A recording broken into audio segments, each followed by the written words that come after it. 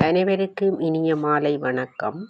Sky smart learning ஊடாக இன்றைய தினம் வடமாகாண சபை தொடர்பாக பார்ப்போம். அந்த வகையிலே 2026 ஏப்ரல் நிலவரப்படி இலங்கை வடமாகாண சபைக்கான புதிய தேர்தல்கள் நடத்தப்படாததால் அதிகாரபூர்வமாக தேர்ந்தெடுக்கப்பட்ட உறுப்பினர்கள் இல்லை. வடமாகாண சபையின் நிர்வாகப் பணிகள் தற்போதைய ஆளுநர் வேதநாயகன் அவர்களின் கீழ் மாகாண சபைகள் சட்டத்தின் கீழ் இயங்கி வருகின்றன. முக்கிய தகவல்கள்.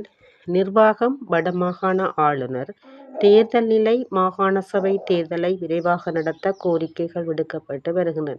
பணிகள். 2026 ஆண்டுக்கான நிர்மாணதாரர்கள் மற்றும் வழங்குனர்களை பதிவு செய்யும் பணிகள் வடமாகாண சபையின் nb.gov.lk 11 இணையதளம் மூலம் நடைபெறுகிறது.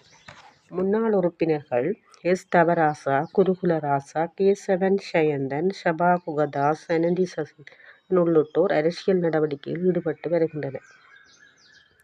உத்தியோகபூர்வ உறுப்பினர்கள் பட்டியல் புதிய தேர்தல் நடத்தப்பட்ட பின்னரே உறுதி செய்யப்படும். தொடர்ந்தும் இணைந்திருங்கள் ஸ்கை ஸ்மார்ட் லேர்னிங் உடன் அறிவியல் தகவல்களுக்காக.